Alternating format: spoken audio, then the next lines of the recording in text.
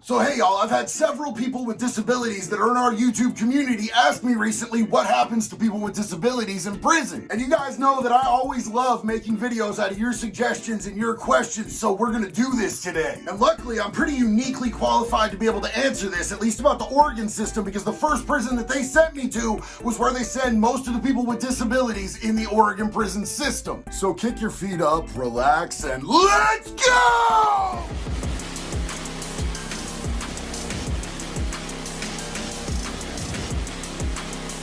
Y'all, in the prison system in Oregon, where they send everybody that has disabilities, seems to be Snake River Correctional Facility, which is the first place that they sent my big dumb Irish self. Now, this place is set up kind of like a college campus. It's clean, it's nice, everything is current and new. They have climate control in there, like it's nice and cool in the summer, nice and warm in the winter, unlike OSP where I did most of my time, which is cold as hell in the winter and warm as can be in the summer. Which sounds so nice. It sounds like a great place to be if you're gonna be in prison, right? But the original intent for what they set it up and built it for really grinds my gears, because it was originally made for diddlers. Yeah, y'all know who I'm talking about, those guys. I have absolutely no idea why they want to give them the plushest, comfiest prison in the state, but that was exactly what they did. They built one complex and they were like, look, this is out in the middle of the desert. We're going to make it really super nice and comfortable for these people, and we're going to ship them all out there so they don't have any problems in GP. Then them baby bandits decided that they wanted to get slick, and they filed a class action lawsuit for discrimination, for keeping us separate from everybody else. You want to be separate from everybody else. What are you thinking? What do y'all think happened? Violence! Violence is what happened!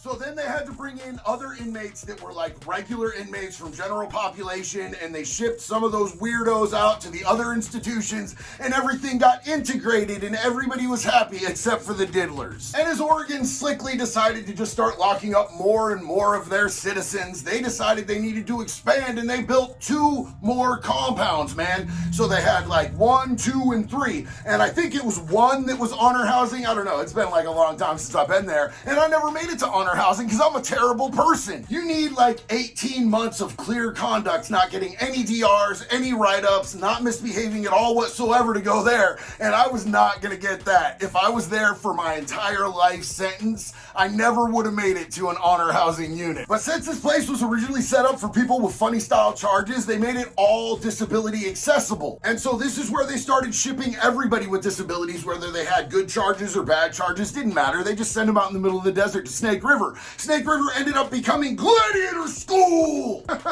You see, in prison systems where the black market is really suppressed because there's no visits coming in, it's hard for people to get their people, to get them to come see them. They feel like they have nothing to lose. It's really hard to get things in, like illicit substances and stuff like that. It ends up creating this scenario where people just do not care, and they start acting however they want because there don't seem to be any relevant consequences. You've got nothing to lose anyway. What, are you gonna take my visits away? My people can't get here, bro. So the place got overrun by the gangs and it turned into a really violent scene. Yay! Now this place is out in the middle of Ontario, Oregon, which is the desert, and it sucks, and there's nothing going on out there at all whatsoever. So you got some real corn-fed COs that are working out there. Their cousins and their cousins' cousins and their Uncle Bubba all work in this joint because it's the only thing the economy has to offer. And yeah, it's pretty easy to get these dudes to sneak stuff in because they want the money, but it's harder to convince your people to bring it all the way out there to give it to them. So the number one hustle out there is extortion. It's a real Lord of the Flies type of scene, if you know what I'm saying. And the thing about extortion is that you really have to set a good precedence of violence to get people to understand what's gonna happen if they don't pay you. And at the same time, this is where we're sending the majority of our inmates with disabilities. And now that I've painted you a luscious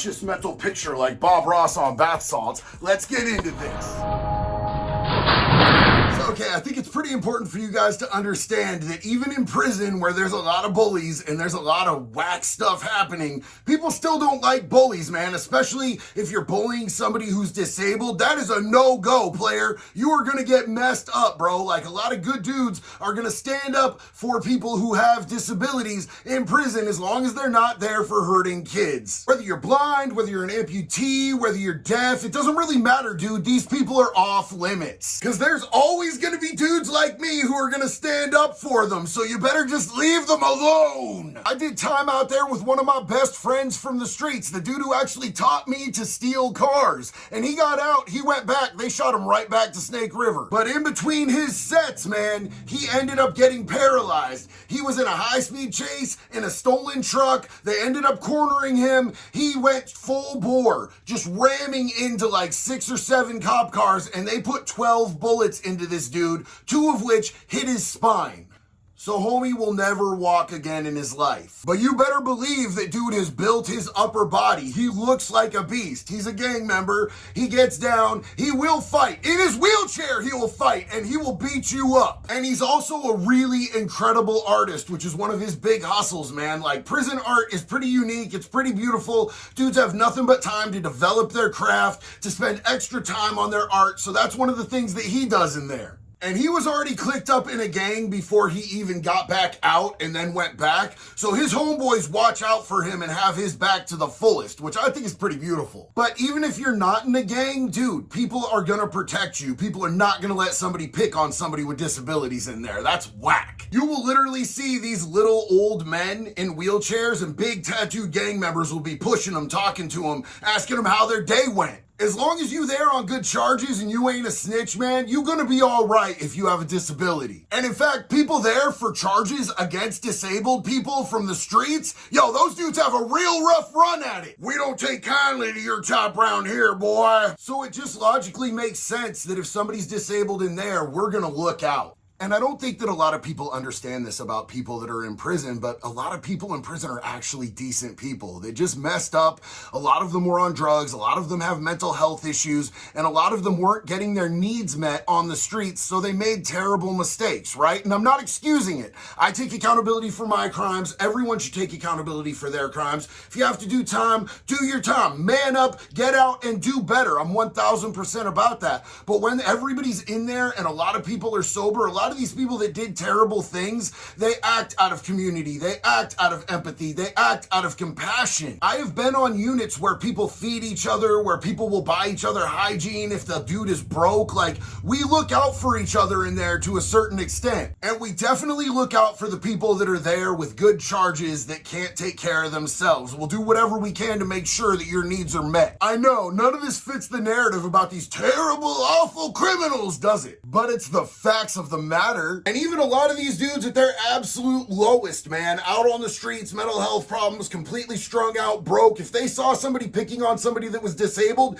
they would probably run that person through with the quickness. I know I would. And we also see the gaps in accommodations that the prison system makes for these prisoners that have disabilities. Yo, they're not properly taken care of. So we try to do what we can to make sure that they're straight. In prison, they think just because they put a ramp next to the stairs and you can push yourself up, that you're straight. And if you can't push yourself up, they don't care if you get access to the yard or not. They say just sit there in your cell, sit there in your unit, sit there in your dorm and rot. It's not our problem. So it's absolutely not uncommon to see dudes pushing each other, helping each other, working it out, making it happen. You're blind? Homie, I got you. Let me be your eyes. You're deaf? Good thing that half of us learned sign language so we can communicate with each other through the windows. I never learned sign language. I really wish I did. I would be a better person today if I had. And it's unfortunate that a lot of us, including myself, who violated our community, who did terrible things to our neighbors, go to prison, and then we figure out what community's actually all about. But that's just the reality sometimes, man. And at the end of the day, it's a really good thing, because the vast majority of these people are not in there for life. They are coming back to your community, and they will be your neighbors again. So in my opinion, being able to help out somebody who's disabled is a really good thing for these inmates, man, because it builds empathy, it builds compassion, it builds a sense of service, and then they can feel good about themselves because they don't really have self-esteem, a lot of these people. Like, they've never done a lot of good things in their life, so a lot of people will jump at the opportunity to do something selfless in there. I know that it's a lot easier to think about these people as if they're not actual human beings, but the truth is that we all really are. Except the diddlers, because pedos aren't people. I've said this before, and I'm going to keep saying it. The prison system is not set up to help people succeed when they get out. It's set up to keep that revolving door coming so they get that repeat business. But that just creates people that go out and re-offend and keep victimizing the community that they live in, which is you. It's you. They're setting you guys up for failure as well as the people who were prisoners. So until we start offering mental health treatment, substance abuse treatment, and life skills to these people and giving them some sort of opportunities when they get out, it's gonna keep wreaking havoc on our communities. And that's our video for today, y'all. Please like, please comment, please subscribe. If you haven't subscribed yet, y'all know you're kind of dirty, right? Y'all know you love me. You know we want to be here. And until the next one, be good or be good at it, baby. You sold me out. Did I let you down? I found this video wildly offensive. I am too a people. I'm a minor attracted person.